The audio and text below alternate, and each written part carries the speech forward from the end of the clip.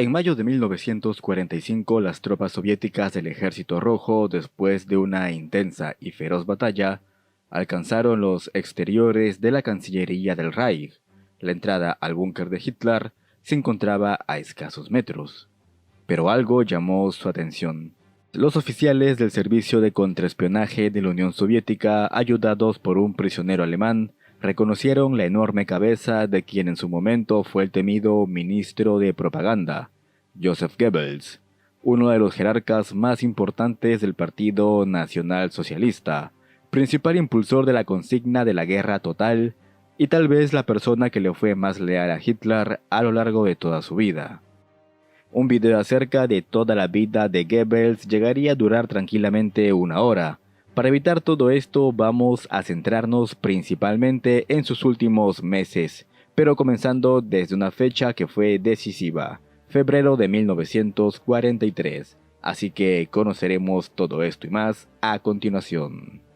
Amigos, si los videos que subo semana a semana son de su agrado, no olviden suscribirse, dejar un comentario y sobre todo dejar su pulgar arriba. Al señor YouTube le gusta mucho eso y ayuda a que el canal sea recomendado a más personas. Dicho todo esto, continuemos. El 2 de febrero de 1943, Goebbels se enfrentaba a una tarea titánica. Tenía que anunciar al pueblo alemán el final de la batalla por Stalingrado. Durante semanas, la propaganda germana presentaba noticias de manera un tanto distorsionada. Por ejemplo, los alemanes no se enteraron, hasta el día 16 de enero de 1943, que el Sexto Ejército se encontraba cercado en Stalingrado. Toda la propaganda alemana debe crear un mito a partir del heroísmo de Stalingrado, que se convertirá en una de las posesiones más preciosas de la historia alemana, apuntaba Goebbels en su diario. Así pues, el pueblo alemán escuchó la siguiente noticia por la radio. Desde el cuartel general del Führer, 3 de febrero de 1943, el Supremo Comando de la Wehrmacht anuncia que la batalla de Stalingrado ha terminado.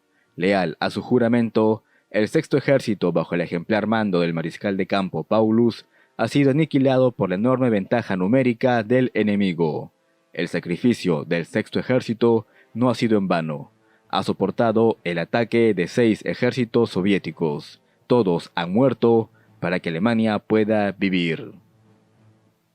La mentira del régimen y Goebbels cayó por sí sola. La información de la rendición de los casi 91.000 soldados del Sexto Ejército corrió como la pólvora por todo el mundo y contradecía la versión de que todos perecieron luchando. Y no fueron pocos los civiles alemanes que se arriesgaron a sintonizar la BBC en sus radios para poder tener un panorama un poco más claro de lo que realmente había ocurrido. 2 semanas después, Goebbels pronunció su discurso más famoso en el Sport Palace en Berlín. Allí, bajo el lema de «La guerra total es la guerra más corta», preparó a los civiles para la movilización completa de la industria y población alemana que estaba por venir. Aquel año de 1943 sin duda fue un año de cambios decisivos. Las derrotas en Stalingrado, el norte de África, la invasión aliada de Italia, el incremento de la campaña de bombardeos contra las ciudades alemanas y la lenta pero inexorable retirada de la Wehrmacht en el frente oriental exigió toda la capacidad de Goebbels para maquillar la situación. El año de 1944 traería una serie de sucesos que incrementaron cada vez más la importancia de Goebbels en el Tercer Reich. El primero ocurrió en junio de 1944. Cuando las fuerzas aliadas desembarcaron en Normandía. La propaganda goebbeliana vendió este suceso como la oportunidad que Alemania estaba esperando para dar el gran golpe a los aliados y arrojarlos de vuelta al mar, cosa que evidentemente no pasó. Normandía fue el suceso que despertó a los alemanes más racionales y menos fanatizados y los hizo ver la realidad. La guerra estaba perdida. Pero sin duda el 20 de julio de 1944 el atentado contra Hitler llevado a cabo por el conde coronel Klaus von Stauffenberg catapultó aún más, si se podía, a Goebbels dentro del Tercer Reich. Fue nombrado como ministro general de guerra, ya que fue clave en hacer fracasar el golpe de Estado cuando comunicó a Hitler con el comandante Otto Rehmer.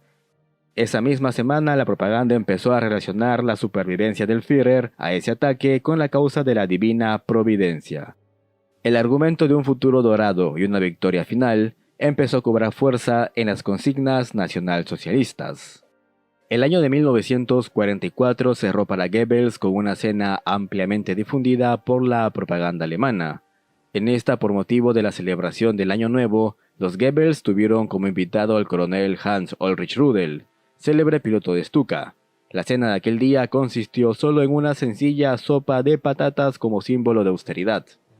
Ya en 1945, y en calidad de comisario del Reich para la defensa de Berlín y ministro de propaganda, Goebbels tuvo una participación bastante activa. Visitaba las tropas en el frente, pronunciaba discursos, pasaba revista a los desfiles del Volkssturm y visitaba de manera continua a las víctimas de los bombardeos, algo que empezó a generarle bastante popularidad, sobre todo en su esfuerzo por asegurar que la guerra aún se encontraba en las cercanías de Varsovia, cuando en sí los rusos ya estaban cerca al río Oder.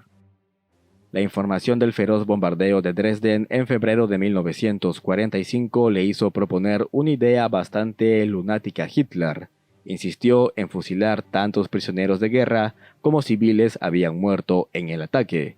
Desde luego, esta idea extrema fue del agrado del Führer, ya que significaría romper en pedazos la Convención de Ginebra y por ende anular las garantías que animaban a muchos soldados alemanes a rendirse a los aliados occidentales.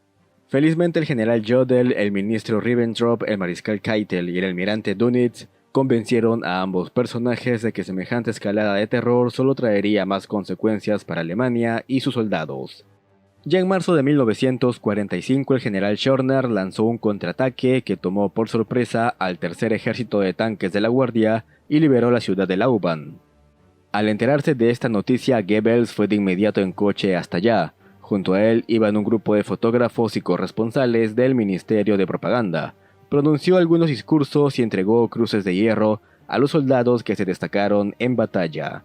Acto seguido fue a revisar los tanques soviéticos destruidos en los combates. La agenda de Goebbels siguió ocupada ya que Berlín fue declarada en estado de sitio ante el avance soviético. El ministro de propaganda ordenó todo tipo de bloqueos en la ciudad y zanjas antitanque en las afueras.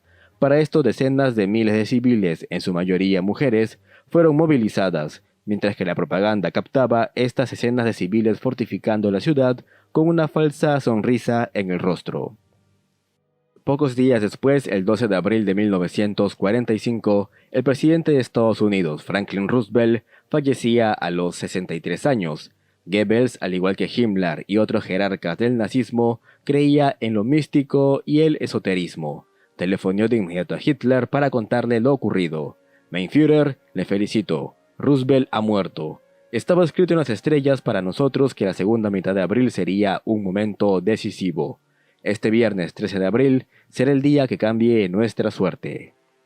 Sin embargo, ya nada podría cambiar la inminente derrota de Alemania.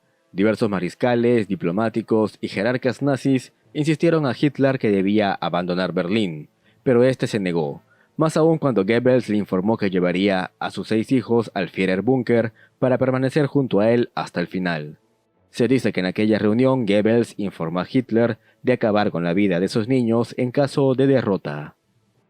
Las últimas horas del día 29 de abril de 1945, Goebbels llevó al miembro del Partido Nacional Socialista, Walter Wagner, y que en aquel entonces era la persona más cercana que podía celebrar una boda. Hitler y Eva Braun se casaban. Poco tiempo después de que la pareja estampase su firma en el registro civil, lo mismo hicieron Goebbels y Bormann, pero en calidad de testigos de la boda. El 30 de abril de 1945, el líder alemán se despide por última vez de sus allegados más cercanos y leales, entre ellos Goebbels, a quien en su testamento final había nombrado nuevo canciller de Alemania. Luego de acabar con su vida junto a Eva Braun, el cuerpo de ambos fue sacado a los exteriores de la Cancillería del Reich, donde, de acuerdo al testamento del Führer, su cuerpo y el de su esposa fueron incinerados. Ahora que la derrota era inminente y con el ejército rojo cerca de la Cancillería, Goebbels se apresuró a poner fin a la vida de sus niños. Pero antes de esto envió al general Hans Krebs a negociar con los rusos los términos de una paz negociada entre Alemania y la Unión Soviética. Desde luego, esto para los rusos fue tomado como un disparate. Con sus tropas a pocos metros de la Cancillería y con casi todo Berlín bajo su control, no había nada que negociar. Los rusos exigieron la rendición incondicional. Goebbels convocó al médico de las SS Helmut Kunz y lo convenció de ayudarlo a sedar a los niños. El ministro de propaganda se retiró y dejó al médico con Magda Goebbels, quien lo llevó al recinto de los menores.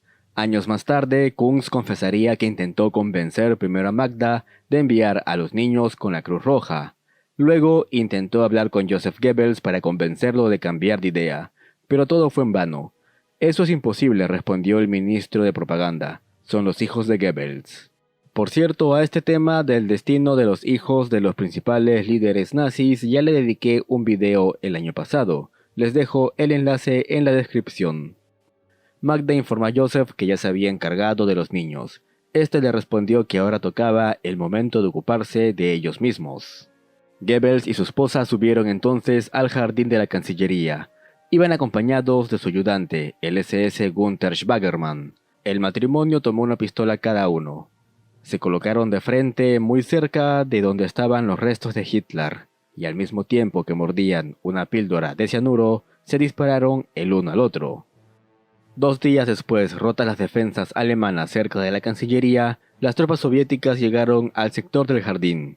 Allí de inmediato dieron con los cuerpos del matrimonio Goebbels, quienes fueron identificados por el recientemente hecho prisionero vicealmirante Hans Voss. El oficial de la Armada Alemana confirmó que los cuerpos eran de Goebbels y su esposa. Reconozco el cuerpo quemado de este hombre como el ex Reichsminister Goebbels.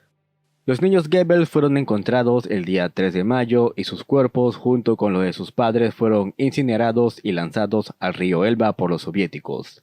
De esta manera llegaba a su fin la vida de Joseph Goebbels, uno de los miembros más infames del círculo personal de Hitler y quien sin duda, en caso de haber sobrevivido, habría sido juzgado en Nuremberg con la sentencia de la pena de muerte.